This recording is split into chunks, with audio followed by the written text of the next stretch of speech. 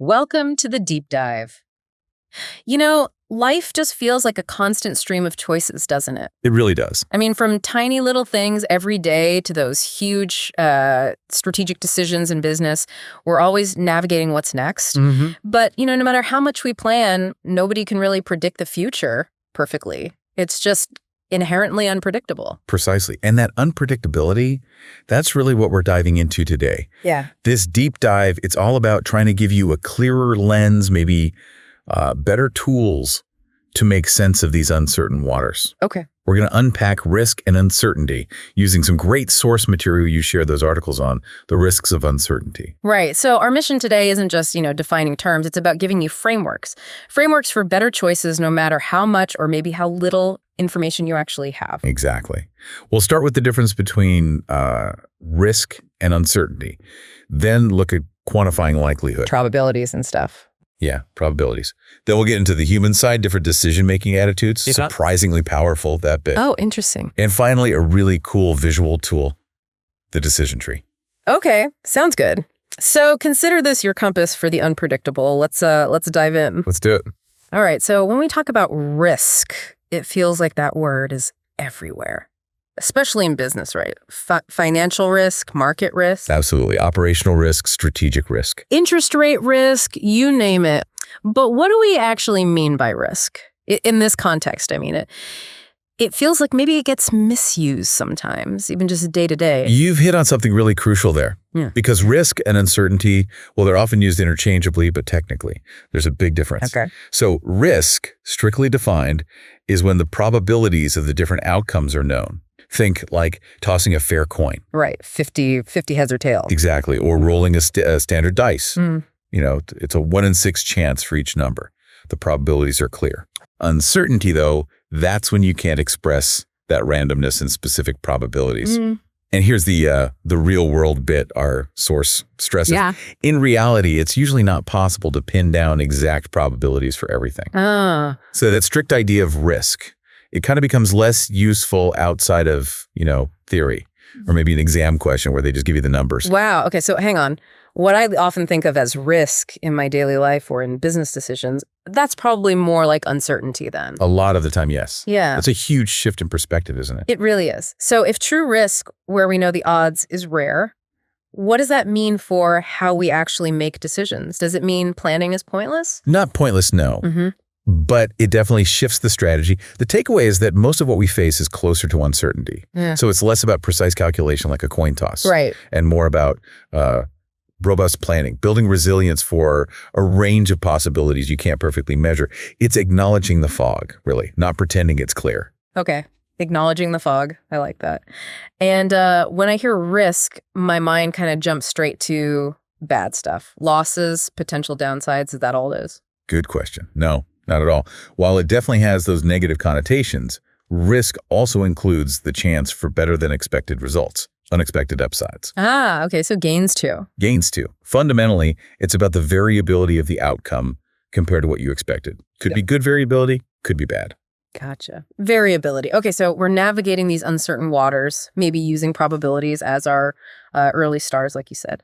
Gives us a sense of likelihood, even if we can't chart every current. How do we actually quantify that? What is probability, fundamentally? Probability basically is just the likelihood, the chance that some specific event will happen. Okay. It runs on a scale from 0, meaning it absolutely won't happen, up to 1, meaning it definitely will happen. Like 0% to 100%. Yeah. Exactly. So maybe a 70% chance of rain tomorrow is a probability of 0.7. And the key thing, always, is that the probabilities of all possible outcomes have to add up to 1. Because, well, something has to happen. Makes sense. Let's use that sales forecast example from our source. A company looking at a new product, they might say, okay, there's a 0.1 chance of selling $500 worth. Okay. A 0.2 chance of $700K. Okay. 0.4 chance of hitting $1 million. 0.2 chance of $1.25 million, and maybe a 0.1 chance of $1.5 million. Right. And you can see the $1 million is the most likely single outcome there with 0.4. Precisely. Highest probability. But this isn't just for dice rolls, right? Are all events sort of equal when we talk probabilities, or can they influence each other? Like, does one thing happening change the odds of the next thing? Excellent point. No, they're not all equal in that sense. We make a distinction between independent and conditional events. Okay. An independent event its outcome doesn't depend on what happened before. Like rolling that dice again, getting a 5 this time, doesn't care if you got a 2 last time. Each roll is separate. Right, independent. But a conditional event, that's where the outcomes are related. The second event depends on the first. Think about that sales forecast again. Okay. If the company then tries to predict sales for year 2, those predictions, they're almost certainly conditional on year 1's results. Yeah, that makes total sense. If year 1 was amazing, say $1.5 million, you'd probably predict higher for year 2 than if year 1 was a disappointing $500. Right, because the first year changes the starting point, the condition. Exactly. The first outcome directly influences the probabilities for the second. And these conditional events, way more common in the real world. Okay, right. So we've got probabilities, our sort of navigational stars. But how do we actually chart a course? How do we quantify the potential outcomes, the risk involved, beyond just spotting the single most likely one? Good question. This is where expected value comes into play. It's essentially a way to calculate a weighted average outcome. Weighted average, how does that work? You take each possible outcome, multiply its value by its probability, and then just sum all those up. Okay. So for our sales forecast example, you do 500K times 0.1 plus 700K times 0.2 plus, well, you get the idea. Yeah, multiply each sales figure by its chance, then add them all together. Exactly. And if you run those numbers, the expected value for the sales comes out to $990,000. 990K, okay. But wait a minute. 990K wasn't even one of the possible outcomes we listed, was it? You spotted the crucial caveat. The expected value often isn't one of the actual possibilities. Right, like you can't roll a 3.5 on a dice, even though that's the average score. Precisely. Or the classic average UK family has 2.4 children. Obviously, no family actually has 2.4 kids. Right. So it's a useful mathematical construct, but maybe not the whole story for a single decision. Exactly. Expected value assumes the event happens repeatedly. For a one-off major decision like launching that make-or-break product focusing only on the average might be misleading. You need to understand the range of possibilities too. Okay, so expected value gives the average, but not the spread. How do we measure the spread? The riskiness. That's where measures of dispersion come in. They quantify that variability, that risk. The most common one is standard deviation. Standard deviation. Heard of it, but what does it really tell us? Okay, imagine 2 investments, A and B. Both have the same expected return, let's say 10%. Right. But investment B has a higher standard deviation than A. That means B is riskier. Why? Because its potential returns are more spread out around that 10% average, more volatile. Standard deviation basically measures how much the actual outcomes tend to deviate or stray from the expected value. Got it. Higher standard deviation, more wobble, more risk. You got it. Now, what if you're comparing investments with different expected returns and different standard deviations, like apples and oranges? Yeah, how do you compare those? For that, we often use the coefficient of variation. It kind of standardizes the risk measure. How? You just divide the standard deviation by the expected return. It gives you a single figure representing risk per unit of return. So if investment X has a coefficient of 0.75 and investment Y has 0.80, investment X is considered less risky, proportionally speaking. Gives you less wobble for the return you expect. Helps compare risk efficiency. Less bang for your wobble, or maybe less wobble for your bang. Something like that. And one more often confused term, standard error. Okay, standard error versus standard deviation. What's the deal? Right. Standard deviation tells you about the spread within your sample data, how scattered the individual results are. Okay, the data itself. Standard error tells you how confident you can be that the average you calculated from your sample truly reflects the average of the whole population you sampled from. So it's about the reliability of the average. Exactly. It's about the precision of your estimate. The bigger your sample size generally, the smaller your standard error gets, because random chance variations tend to cancel out. Like why polls use large samples. Precisely. More data usually means a more reliable average. Standard deviation, on the other hand, doesn't necessarily change much just because you collected more data points from the same spread. Okay, that's a really helpful distinction. Spread of the data versus reliability of the average. Got it. Good. All right, so we've got the math, we've got ways to quantify things, but, decisions aren't made by calculators. People make them. Absolutely. And people have feelings, biases, different ways of looking at things. So even with the same numbers, do different people make different calls? Oh, absolutely. This is huge. The decision often hinges on the individual's attitude to risk. Attitude to risk, like whether you're a gambler or play it safe, Basically, yes. We usually talk about risk-averse people. They dislike risk, prefer certainty, even if it means a lower potential payoff. Okay, cautious types. And risk-seeking people, they're more comfortable with risk, maybe even enjoy it, and are willing to chase higher potential payoffs, even if it means more danger. Optimists, maybe? Gamblers? Could be. And this attitude really comes to the fore when you don't have probabilities, when you're in that realm of pure uncertainty we talked about earlier. Let's use that ice cream seller example from the source material. It illustrates this perfectly. Okay, the ice cream seller. Remind me. Right. Seller has to decide. Order a small, medium, or large batch of ice cream. Whether it could be cold, warm, or hot. The profit, the payoff, depends on getting the order size right for the weather. Makes sense. Big order on a cold day is bad news. Exactly. And the key thing here, the seller doesn't know the probabilities of cold, warm, or hot weather. Pure uncertainty. Got it. No odds given. So how do they decide? Well, it depends on their attitude. Let's look at 3 approaches. First, Maximin. Maximin. Maximize the minimum. You got it. This is the ultra-cautious, risk-averse approach. The seller looks at the worst possible outcome, minimum payoff, for each order size, small, medium, large. Then they choose the order size that has the best of those worst outcomes. They maximize the minimum payoff. For our ice cream seller, the numbers show the minimum payoff is 150 pounds for small, 200 pounds for medium, 100 pounds for large. So the best minimum is 200 pounds from the medium order? Precisely. A Maximin decision maker orders the medium batch. They're guaranteeing the best possible floor, the best worst case scenario. Okay, Maximin, cautious, and use medium order. What's next? Next up, Maximax. Maximize the maximum. Sounds like the opposite. Exactly the opposite. This is the risk-seeking, optimistic approach. The seller looks at the best possible outcome, maximum payoff, for each order size. Right. And then they choose the order size that offers the highest of those best outcomes. They maximize the maximum payoff. For the seller, the max payoffs are 250 pounds small, 500 pounds medium, 750 pounds large. So they go for the large order, chasing that 750 pounds potential. Absolutely. Yeah. A Maximax decision maker orders the large batch, aiming for the stars, the best possible result. Okay, Maximax, optimistic, risk-seeking, large order. What's the third way? The third one is Minimax Regret. This one's a bit different. It focuses on minimizing potential disappointment. Minimizing regret? How does that work? It sounds complicated. It takes an extra step. You have to figure out the regret for each possible decision under each possible weather outcome. Okay, break that down. How do you calculate regret? Okay, so let's say the weather actually turns out to be cold. In hindsight, the best decision would have been the small order, giving 250 pounds payoff. Right.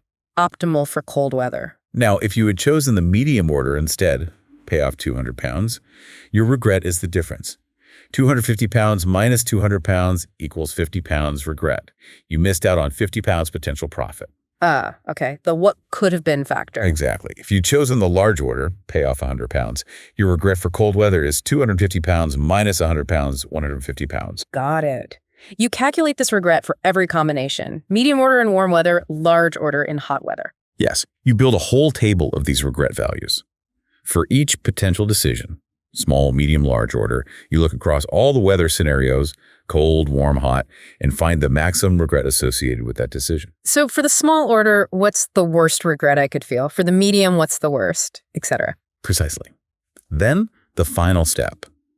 You choose the decision, the order size, that has the smallest of those maximum regrets. You minimize your maximum potential regret. Okay, so which order size wins with Minimax Regret in the example? In the ice cream seller case, following this Minimax Regret logic also leads to choosing the large order. Its maximum potential regret, 200 pounds, turns out to be lower than the maximum regrets for the small or medium orders. Wow. Okay, so that's really fascinating. The exact same situation, same potential payoffs, no probabilities. Yep.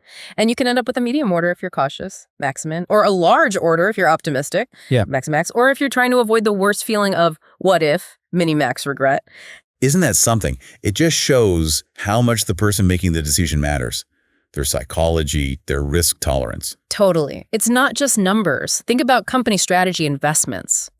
Understanding if your boss or partner is naturally a Maximin or Maximax type could tell you a lot about the decisions they'll make. The human element really is core to the math, isn't it? Absolutely.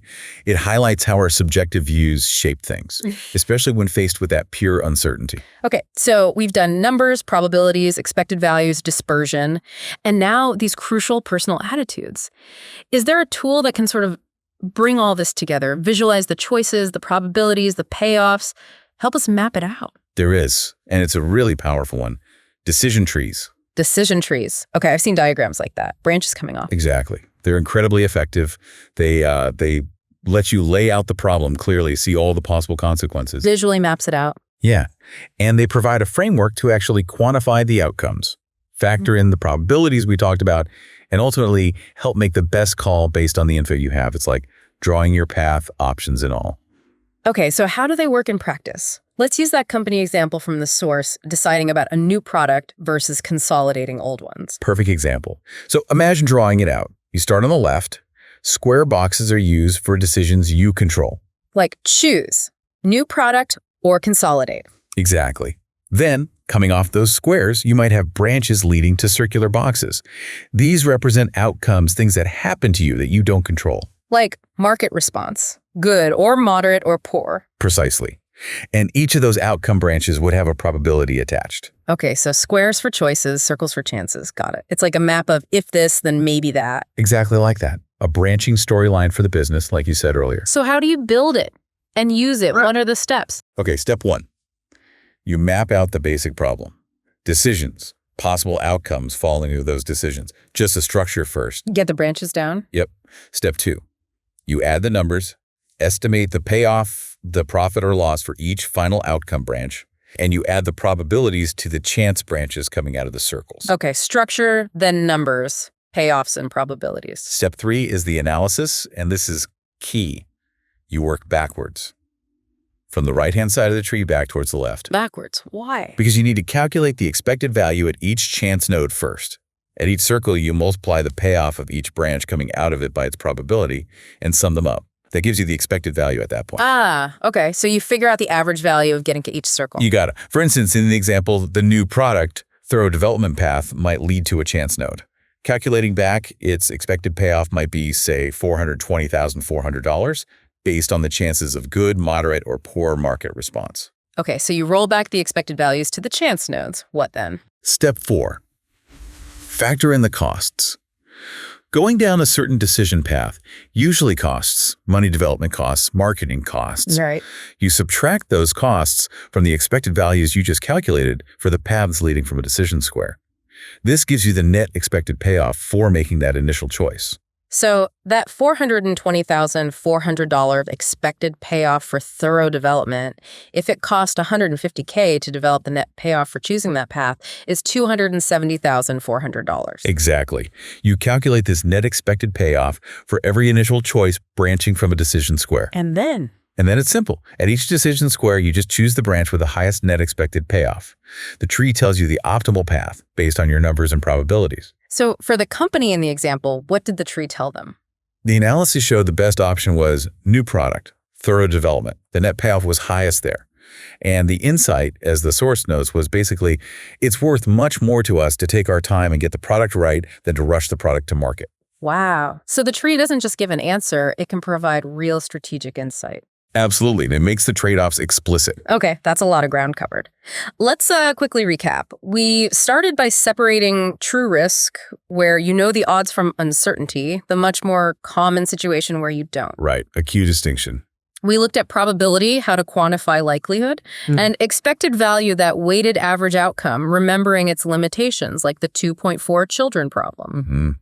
And the importance of looking beyond just the average. Yeah, understanding the spread using things like standard deviation and the coefficient of variation to measure riskiness and compare options. Dispersion measures, vital stuff. Then we got into the really human side, how our attitude, being risk-averse or risk-seeking, shapes decisions through criteria like Maximin, Maximax, Minimax Regret. Same data, different choices. People aren't robots. Their perspective matters hugely. Totally. And finally, we just walk through decision trees, that brilliant visual tool for mapping complex choices, probabilities, payoffs, costs, and working backwards to find the optimal path. Bringing it all together. Yeah. And I think the core message through all of this is that, knowledge is great, but it's most valuable when you actually understand it, think critically about it, and apply it.